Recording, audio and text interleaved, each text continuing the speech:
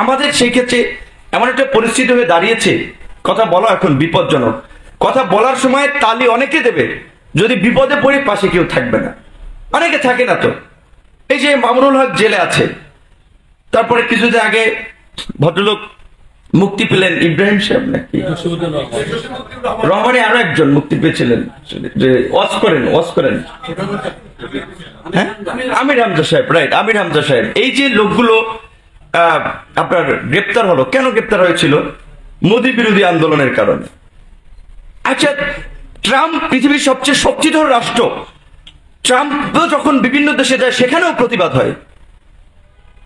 মোদী শুধু বাংলাদেশ না, পশ্চিমবঙ্গেও যখন আসে মমতার দল থেকে কালো পতাকা দেখানো হয় মোদীর আগমনে। তাহলে আমরা একটা স্বাধীন দেশে আমরা আমাদের মুসলমানদের হৃদয়ে রক্তক্ষরণের একটা ঘটনা মোদী নেতৃত্ব দিয়েছে, যে গুজরাট দাঙ্গায় একটা নাটক সাজানো ছিল, মূলত মুসলমানদের অত্যাচার নির্যাতন করা একটা রাস্তা, সেটা প্রতিবাদ করেছিলাম, হুজুররাও করেছিল। 3টা বছর জীবনের থেকে তারা কারাগারের অন্ধকারে তাদেরকে কাটানো লাগলো। এই যে ওয়াজের মাঠে লক্ষ লক্ষ জনতা, হাজার হাজার জনতা ওয়াজ কলেজে নারায়ে তাকবীর আল্লাহু আকবার বলে চিল্লানি দিয়ে ওঠেন। এখন কই গেছেন আপনারা? আপনারা রাস্তায় আসেন না কেন তাদের মুক্তির দাবিতে? কেন? তাদের অপরাধ কি? মিথ্যা অভিযোগে দিনের আলোর মতো আমরা দেখতেছি যে অন্যায়ভাবে লোকগুলোকে কারাবন্দী করে রাখা হয়েছে। তারপর আলেমদের মধ্যেও বিভক্তি, তারাও একজনের কথা বলেন, আবার একটা অনুষ্ঠানে দাওয়াত দিলে বলে ভাই অমুকের ওই মুক্তির বিষয়টা বা বললেন না, ওই আন্দোলনের কথা বিষয় বললেন না, এরকম ভাবে। তো সেই জায়গা থেকে বলছি যে আমাদের অনেক কিছু হিসাব করে কৌশল অবলম্বন করে আমাদের আগাতে হচ্ছে। তারপরেও আজকে এই পরিস্থিতির মধ্যেও যে আমরা এখানে কথা বলতে পারছি, এখনো প্রতিবাদ করছি, এটা আমি মনে করি যে আমাদের জন্য অনুপ্রেরণা, আমাদের আগামী দিনের এগিয়ে যাওয়ার জন্য সকলের পাথেও। তো আমি রাজনৈতিক কিছু বিষয় চলে আসছে, যাই হোক, সর্বশেষ আমি যে কথাটি বলতে চাই যে শিক্ষা কারিকুলামে পাঠ্যপুস্তক প্রণয়ন কমিটিতে কেন একজন সম্মানিত আলেমকে রাখা হয় না? এটা তো নৈতিক দায়িত্ব রাখা, সব স্টেক হোল্ডার, আপনারা বলেন যে স্টেক হোল্ডারকে নিয়ে একটা কাজ করা, তো কেন তাদের মতামত নেওয়া হয় না?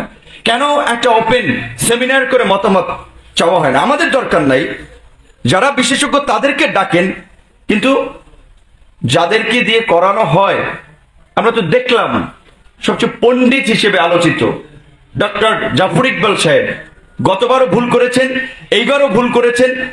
একটা বই এডিটোরিয়াল মানে পত্রিকার সম্পাদক যারা গুরুত্বপূর্ণ নিউজের ক্ষেত্রে একজন আপনি কলাম লেখা সেখানে দিলে তিনি চেক না করে ওই কলাম ছাপে না এবং অনেক কেটে দেয়।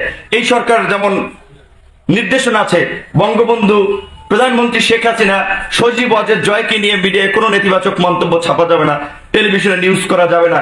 ঠিক একইভাবে এই যে বইটার দায়িত্ব ছিল জাফর ইকবাল স্যারের, বিজ্ঞান বইয়ের, সেখানে বাইরে থেকে আরেকজন মানুষ পত্রিকায় কলাম লিখে দেখাইছেন তিনি কিভাবে টার্কির ওয়েবসাইট থেকে হুবহু কপি করেছেন, ইন্ডিয়ান কোচিং এর ব্লগ থেকে নিয়েছেন, গুগল ট্রান্সলেট থেকে নিয়েছেন, আর একজন ব্যক্তি দেখাচ্ছে। অথচ এই বইটা প্রণয়ন করার জন্য 4-5 জন একটা টিম ছিল।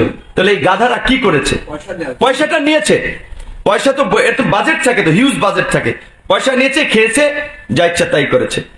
এবং শিক্ষার মতো একটা গুরুত্বপূর্ণ আপনার বিষয়ে এখানেও দেখা যায় রাজনৈতিক বিভাজন থাকে। শিক্ষা তো আওয়ামী লীগও নেবে, জামাত নেবে, বিএনপি নেবে, খেলাফত নেবে, গণ অধিকার সবাই নেবে, সবার ভবিষ্যৎ। সেখানে কেন একটা সার্বজনীন আপনার কমিটি থাকবে না? কিন্তু এতটা রাজনৈতিক বিভক্তি, সমস্ত জায়গায় বিভাজন, যে আজকে এখন আমাদের দেশের শিক্ষা ব্যবস্থা, দুইটা তথ্য আপনাদেরকে দেওয়া দরকার যেটা বলা হয়ে থাকে, যে বলে উচ্চ শিক্ষা বেকার উৎপাদনের কারখানায় পরিণত হয়েছে। এশিয়া প্যাসিফিক অঞ্চলের 28টি দেশের মধ্যে বাংলাদেশের বেকারত্বে দ্বিতীয়। 47% উচ্চ শিক্ষিতদের মধ্যে 47% বেকার। আমাদের 15 থেকে 24 বছর বয়সী তরুণদের 41% তরুণ কিচ্ছু করে না। তারা কি করবে? ফেসবুক চালাবে, টিকটক করবে, মাদক নিবে, মাস্তানি করবে, নৌকার পক্ষে ভোট চাইবে, কিশোর গ্যাং করবে। সমাজ একটা চরম অধপতনের দিকে যাচ্ছে। আর সবচেয়ে বড় কথা, মঞ্জু ভাই একটু ইন্ডিকেট করেছেন যে গাছ যদি ভালো না হয়, গাছে যদি সার ঔষধ না দেন, ফল তো ভালো হবে না। তো আমাদের মঞ্জু ভাই বলছেন পশ্চিমাদেরকে গালি দিল ওদের ছেলে মেয়েদের একটা স্কুল থেকে শেখানো হয় ট্রাফিক সিগন্যাল, লাল বাতি জ্বললে গাড়ি চলবে না, রাস্তায় যেখানে সেখানে ময়লা ফেলানো যাবে না, মিথ্যা কথা বলা যাবে না, অপরিচিত মানুষের সাথে পরিচিত হলে এক্সকিউজ মি, হ্যালো বলে পরিচিত হতে হবে, কারোর সাথে ধাক্কা লাগলে সরি বলতে হবে।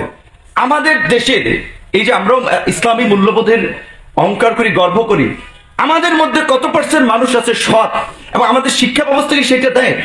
শিক্ষকরা ভোট ডাকাতির সাথে জড়িত হয়, শিক্ষকরা 2 নম্বরের সাথে জড়িত হয়, তাহলে শিক্ষা ব্যবস্থা কি হবে? তো আপনারা আলোচনা করেছেন, যেটা বলছেন এই আমাদের আরেক ভাই, যে আমাদের সবার মধ্যে এখন একটা উদ্বেগ তৈরি হয়েছে। আশা করি এখান থেকে ভালো কিছু হবে এবং শিক্ষা ব্যবস্থাকে কার্যত ঢেলে সাজাতে হবে। শুধুমাত্র 2-1টি বইয়ের অধ্যায়, 2-1টি গল্পের পরিবর্তন করে একটা জাতিকে সঠিক জায়গায় নিয়ে যাওয়া সম্ভব হবে না। অবশ্যই সব মত পথের বিশেষজ্ঞ ব্যক্তিদেরকে নিয়ে এখন শিক্ষা কারিকুলামকে, পাঠ্যপুস্তককে ঢেলে সাজানোর সময় এসেছে। সরকার যদি উপলব্ধি করে তাদের